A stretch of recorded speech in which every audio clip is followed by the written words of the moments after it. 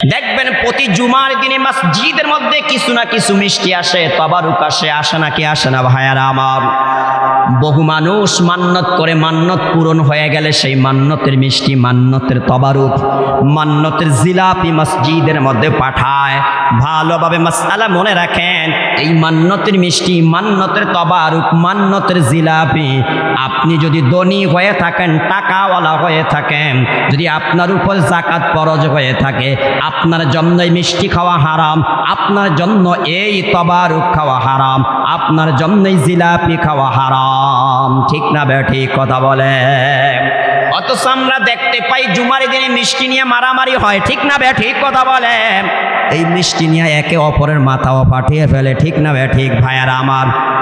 আগে আপনাকে জানতে হবে মিষ্টি কি এভাবেই মানুষকে খাওয়ানোর জন্য দিয়েছে, নাকি কোনো মান্নতের মিষ্টি, নাকি সদাকার মিষ্টি? যদি সদাকার মিষ্টি হয়, মান্নতের মিষ্টি হয়, যদি আপনি ধনী হন, আপনার জন্যই মিষ্টি খাওয়া হারাম। কথা ঠিক না বে ঠিক? আর যদি আপনি হাশমি বংশ হন, নবীর বংশধর হন, আপনার জন্য সদাকার মাল খাওয়া হারাম, যাকাতের মাল খাওয়া হারাম। তাই সাবধান, সাবধান মুসলমান, যেখানে যেটা পাইবা সেটাই মুখের মধ্যে দিয়ে পেটের মধ্যে ঢুকিয়ে ফেলিও না। যেখানে টাকা পাইবা সেই টাকাটাই পকেটের মধ্যে ঢুকিয়ে ফেলিও না। কথা ঠিক না বে ঠিক কথা বলেন? সাবধান, সাবধান। আমার নবীর কাছে যখন কোনো খাবার আসতো, তখন নবী সেটা যাচাই করতেন, তাহা কি করতেন? নবীজি বলেন, যদি আমার ভয় না হতো যে এটা যাকাতের খেজুর, তাহলে আমি রাস্তার থেকে খেজুরটা তুলে কি করে ফেলতাম? বলেন না, একটু কথা বলেন না ভাইয়ারা আমার? অপর বর্ণনায় আসছে, আবু হুরায়রা রাদিয়াল্লাহু তাআলা আনহু বলেন, কানা রাসূলুল্লাহ সাল্লাল্লাহু আলাইহি ওয়াসাল্লাম ইদা উতিয়া বিতুআমিন সালা আনহু আহাদিয়াতুন নাম সাদাকা। আবু হুরায়রা রাদিয়াল্লাহু তাআলা আনহু বলেন, আল্লাহর হাবিবের নিকটে যখনই কোনো খাবার প্রেরণ করা হতো, যদি কেউ কোনো খাবার পাঠাইতো, রাসূল প্রথমে প্রশ্ন করতেন, খাবারটা হাদিয়া নাকি সাদাকা? চিল্লায়া বলি সুবহানাল্লাহ। এরে মুসলমান ভাইয়ারা আমার, একটাবার চিন্তা করে দেখেন, যেই নবীর আগের কোনো গুনাহ নাই, পরের কোনো গুনাহ নাই, কবিরা গুনাহ তো দূরের কথা, সগীরা গুনাহ কোনোদিন করে না, যেই নবী ইবাদত করতে করতে হাত্তা তাতাফাত্তারা কদামা, নবী তার পা মুবারক পুলিয়ে ফেলতেন, পায়ের মধ্যে পানি নেমে যাইতো, যেই নবী 24টা ঘন্টায় রব্বে কারীমের ইবাদত করতেন, ওই নবী কত কঠিনভাবে হারাম থেকে বেঁচে থাকতেন। রাসূলের নিকটে যদি কোনো খাবার পাঠানো হতো, রাসূল আগে প্রশ্ন করতেন, হাদিয়াতুন নাম সাদাকা, এটা কি হাদিয়া হিসাবে পাঠানো হয়েছে নাকি সাদাকা হিসাবে পাঠানো হয়েছে? যখন সাহাবীদের মধ্য থেকে কেউ বলতেন, ফাইন কিলা সাদাকা, হে নবী এটা সাদাকার খাবার, এটা সাদাকার খাবার, এটা হাদিয়া নয়, নবী তখন বলতেন, ক্বাল আলিয়া সাহাবিহি কুলু ওয়া লাম ইয়াকুল, এই খাবার তোমরা খাও, আমি মুহাম্মদ এই খাবার খাবো না, এটা আমার জন্য হারাম, তোমাদের জন্য হালাল। চিল্লায়া বলি সুবহানাল্লাহ। আর যদি বলা হতো ওয়াইন কিলা হাদিয়াতুন, যদি বলা হতো নবী যেটা হাদিয়া হিসাবে পাঠানো হয়েছে, তখন দরাবা বিয়াদিহি, রাসূল সেটা নিজের হাত দ্বারা কি করতেন? স্পর্শ করতেন, সেটা হাতে নিতেন, হাতে নিয়ে নবীজি ফাআকালা মাহুম, নিজেও খাইতেন, সাহাবীদেরকে খাওয়াইতেন, সাহাবীদের সাথে নবীজি নিজেও খাইতেন। চিল্লায়া বলে সুবহানাল্লাহ। হে আমার ভাইয়ারা, বন্ধুরা আমার, বুখারীর অপরে বর্ণনা আছে, আবু হুরায়রা রাদিয়াল্লাহু তাআলা আনহু বলেন, আল্লাহর নবী একদিন বললেন, ইন্নী লা আনকালিবু ইলা আহলি ফাআজিদু তামরাতা সাকিতাতান আলা ফিরাশি। নবীজি বলেন, একদিন রাত্রে আমি আমার বিছানার মধ্যে ঘুমাইতে গেলাম, আমি আমার বেডরুমের মধ্যে গেলাম, যাওয়ার পরে আমি আমার বিছানার এক পাশে একটা খেজুর দেখতে পাইলাম। কয়টা খেজুর? একটু আওয়াজ দিয়ে বলেন। আল্লাহর হাবিব বলেন, আমি আমার বিছানার পাশে একটা খেজুর দেখতে পাইলাম, ফাআরফাউহা লিআকুলাহা, আমি নবী খেজুরটা হাতের মধ্যে নিয়ে আমার মুখের কাছে নিলাম, আমি সেটা ভক্ষণ করব।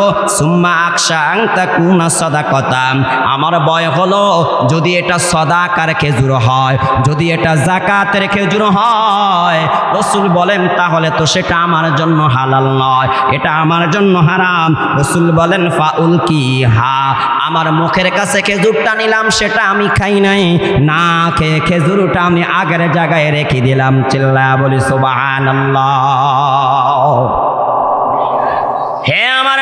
বন্ধুরা আমার, তাহলে বলেন তো হারাম খাবো না হারাম থেকে বাঁচবো?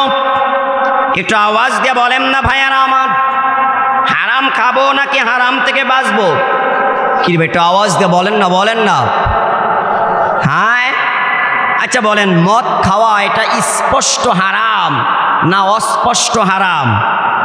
এটা আওয়াজ দিয়ে বলেন, মুসলমানের আওয়াজ দিয়ে বলেন না ভাইয়ারা আমার। মদখোর আমাদের সমাজে আছে নাকি নাই? কম না বেশি?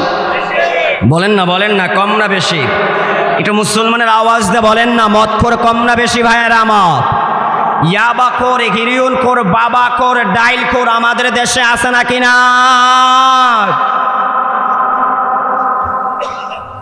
শুধুমাত্র যারা জনগণ তারাই মদ খায়, ডাইল খায়, বাবা খায়, আর যারা নেতা নেত্রী এরা খায় না মনে হয়।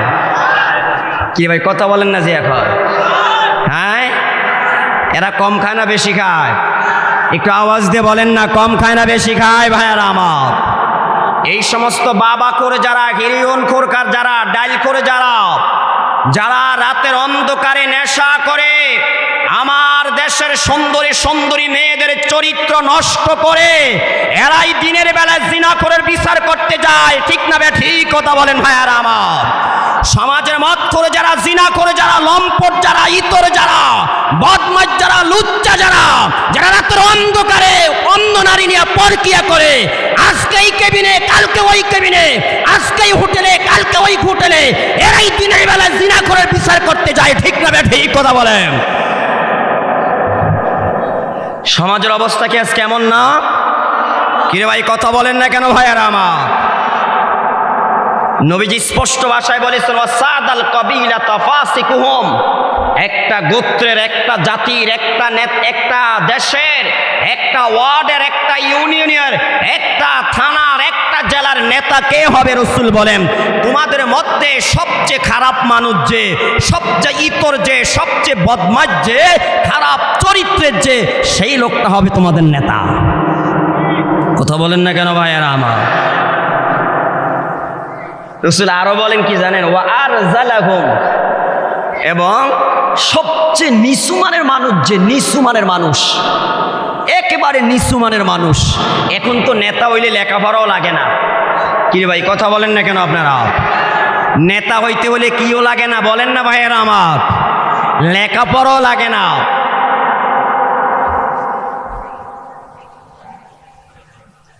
দোষ ওদের না, দোষ আমাদের। আপনাদের মসজিদের ইমাম সাহেব যদি ধরেন কথার কথা একটা ওয়ার্ডের মেম্বার প্রার্থী হয়, আপনারা তাকে ভোট দিবেন না? কি ভাই কথা বলেন না কেন? একটা ইউনিয়নের যদি চেয়ারম্যান প্রার্থী হয়, আপনারা তাকে ভোট দিবেন না? এমপি প্রার্থী হোক, মন্ত্রী প্রার্থী হোক, আপনারা ভোট দিবেন না? কেননা হুজুরে তো মাল দিব না আপনার ঘরে, মাল মাল। কথা বলেন না কেন ভাইয়ারা আমার? তাহলে বলেন, আগে ঘুষ খায় কি মেম্বার, চেয়ারম্যান, এমপি, মন্ত্রী, তারা না জনগণ? একটু আওয়াজ দিয়ে বলেন না, কারা খায়? বেটা মেম্বার হতে যায় ধরেন কথার কথা 10 লক্ষ টাকা ব্যয় হয়েছে, তাহলে মেম্বার হওয়ার পরে কি আগে জনগণের হক আদায় করবে না আগে নিজের 10 লক্ষ টাকা আদায় করবে? কোনটা আমাকে বলেন? তাহলে ঘুষখোর কি আপনারা আগে হন নাকি মেম্বার চেয়ারম্যানের আগে হয়? বলেন।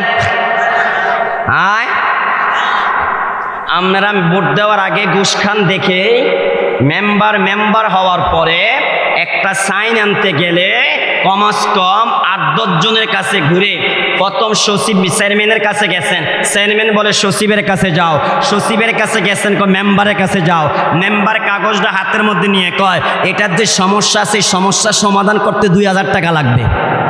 কি ভাই কথা বলেন না কেন? অথচ চেয়ারম্যান সাহেব একটা সাইন দিলেই সমস্যার সমাধান হয়ে যায়। তিনি সাইন না দিয়ে সচিবের কাছে পাঠাইলেন, সচিব বলে মেম্বারের কাছে যাও, মেম্বার বলে তোমার যে সমস্যা কাগজের মধ্যে এটা সমাধান করতে হলে কয় হাজার টাকা লাগবে। হ্যাঁ এটা আজকে পাওয়া যাবে না, কমাস কম 1 সপ্তাহ পরে আসতে হবে। কথা বলেন না কেন ভাইয়ারা আমার? আর যদি একজন ভালো মানুষ মুত্তাকি পরেজগার আলেম ওলামা ইমাম খতিব যদি মেম্বার হইতো, চেয়ারম্যান হইতো, যদি আপনারা বিনা ভোটে তাকে যদি কি করতেন মেম্বার চেয়ারম্যান দাঁড় করাইতেন, বানাইয়া দিতেন, তাহলে কি সাইনেলে গেলে কি আপনার গুড়া লাগতো? হাদিয়া দেওয়ান লাগলো নাকি? এলে টেবিলের উপর দিয়ে হোক আর নিচে দিয়ে হোক কোনোভাবে কি হাদিয়া দেওয়া লাগতো? আর একটু মুসলমানের আওয়াজ দিয়ে বলেন না লাগতো কি ভাইয়ারা আমার। নবীজি বলেছেন আর রাশি ওয়াল মুরতাশি কিলাহুমা ফিন্নার। নবী বলেন যে ঘুষ দেয় যে ঘুষ নেয় উভয়জনই জাহান্নামী, ঠিক না ঠিক কথা বলেন। তাহলে ঘুষখোর আগে হইলাম আমরা, পরে হইল মেম্বার চেয়ারম্যানেরা, কথা বলেন না কেন ভাইয়ারা আমার। তাহলে হারাম খাইবো না হারাম থেকে বাঁচবো? আওয়াজ কি আসতে দেন, ব্যাপার কি? আপনারা কি এই লাইনে আসেন নাকি কিছু মানুষ? হ্যাঁ, যারা অপরাধী তাকে আবার সবসময় নিচু হয়, উঁচু হয় না, কথা বলেন না কেন ভাইয়ারা আমার। যদি অপরাধী থেকেও থাকি মনে মনে আল্লাহর কাছে তওবা করি, ক্ষমা করবে কে? এটা আওয়াজ দিয়ে বলেন, ক্ষমা করবে কে? আল্লাহ। তাহলে হারাম খাইবেন? আরে কথা বলেন না কেন, হারাম খাইবেন? সন্তানদেরকে হারাম খাওয়াইবেন? হ্যাঁ, এই জন্য আপনার ছেলে বড় হইলে আপনার কথা শুনে না। কেননা এরে প্রথম থেকে খাওয়াইছেন কি? বলেন না, খাওয়াইছেন কি? একটু আওয়াজ দিয়ে বলেন না, খাওয়াইছেন কি? আরো জোরে বলেন কি? হারাম। এই জন্য সন্তান দিয়ে আপনার জীবনে নাই কোনো আরাম। কিরে ভাই কথা বলেন না কেন? সন্তানকে সারা জীবন খাওয়াইছেন হারাম, এই জন্য আপনার জীবনে মরণ পর্যন্ত সন্তানদের পক্ষ থেকে পান না কোনো আরাম, ঠিক না ঠিক কথা বলেন। হারাম না খেয়ে ভিক্ষা করে খান, কথা বলে না কেন? হারাম না খেয়ে কি করে খান? বলেন বলেন বলেন। ভিক্ষা করে খান, ভিক্ষা করে খাওয়া ভালো। হারাম খাইয়েন না, এই পেটের মধ্যে হারাম ঢুকেন না। ভাইয়েরা আমার, বন্ধুরা আমার, আমার আপনার নবী বললেন ইত্তাকিল মাহারিমা তাকুন আবাদান নাস। হে আবু হুরায়রা, এক নম্বরে তুমি হারাম থেকে বাঁচো। যদি হারাম থেকে বাঁচতে পারো তাহলে আল্লাহ তাআলার সবচেয়ে বড় বান্দা হয়ে যাইবা, আল্লাহ তাআলার প্রিয় বান্দা হয়ে যাইবা। এক নম্বরে জানতে পারলাম আমার আপনার নবী কিভাবে হারাম থেকে বাঁচছেন, জানতে পারলাম কি পারলাম না। এবার আসেন ভাইয়ারা আমার, বন্ধুরা আমার, আমার আপনার নবীর সবচেয়ে কাছের মানুষ, সবচেয়ে প্রিয় মানুষ, রাসূলের প্রিয় সাহাবী আবু বকর সিদ্দিক রাদিয়াল্লাহু তাআলা আনহু। নাম শুনছেন না আপনারা? চিনেন রে? আবু বকর সিদ্দিকের চিনেননি আপনারা? একটু আওয়াজ দিয়ে বলেন না। এক নম্বরে জান্নাতি, এক নম্বরে জান্নাতি। নবীজির পরে যিনি জান্নাতে ঢুকবেন তিনি হলেন আবু বকর। জান্নাতের প্রতিটি দরজার থেকে যাকে ডাকা হবে তিনি হলেন আবু বকর। নবীজি বলেন আবু বকর জান্নাতের যেই দরজাটা দিয়ে জান্নাতে ঢুকবে, জিবরাইল ফেরেশতা আমার কাছে এসে আমার হাতে ধরে সেই দরজাটা দেখিয়ে দিয়েছে। সুবহানাল্লাহ বলবেন না ভাইয়ারা আমার?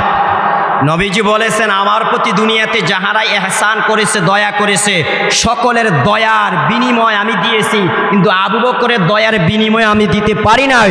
কিয়ামতের ময়দানে রব্বে কারীম আবু বকরের উপকারের বিনিময় স্বয়ং নিজে দিয়েবে। সুবহানাল্লাহ বলবেন না ভাইয়ারা আমার? হে আমার ভাইয়ারা, বন্ধুরা আমার, আম্মা জান আয়েশা সিদ্দিকা রাদিয়াল্লাহু তাআলা আনহা বলেন আমার পিতা আবু বকরের একজন গোলাম ছিল। ওই গোলামের কাজ ছিল তিনি আবু বকরের জন্য খাবারের ব্যবস্থা করতেন। কিসের ব্যবস্থা করতেন একটু আওয়াজ দিয়ে বলেন ভাইয়ারা আমার।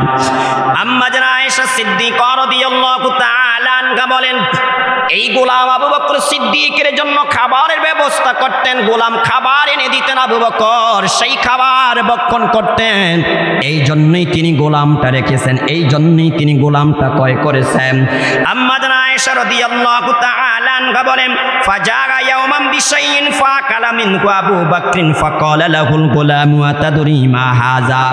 একদিনের ঘটনা, গোলাম আবু বকর খাবারের ব্যবস্থা করলেন।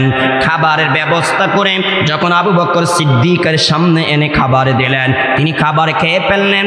খাবার খাওয়ার পরে এবার গোলাম বলে আবু বকর আপনি কি জানেন এই খাবারটা আমি কিভাবে আজকে সংগ্রহ করেছি? আবু বকর বলে না না আমি জানি না।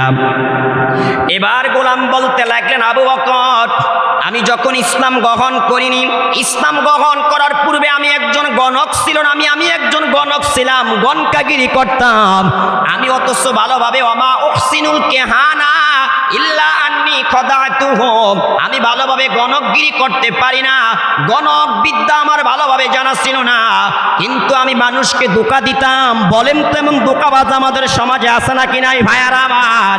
ধোঁকা দিয়ে মানুষের পকেটের টাকা নিজের পকেটে আনে।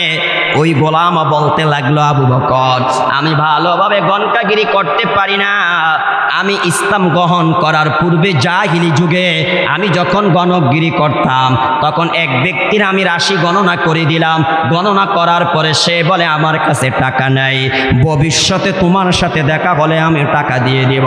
এবার গোলাম বলে, আবু বকর, আজকে ওই ব্যক্তির সাথে আমার সাক্ষাৎ হয়ে গেল, সাক্ষাৎ হওয়ার পরে সে ওই দিনের টাকাটা আমাকে আজকে দিল, এই টাকা দিয়ে আমি আপনার জন্য খাবার কিনে আনলাম।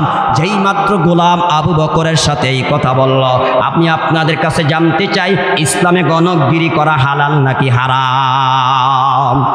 একটু মুসলমানের আওয়াজ দিয়ে বলেন না, হালাল নাকি হারাম?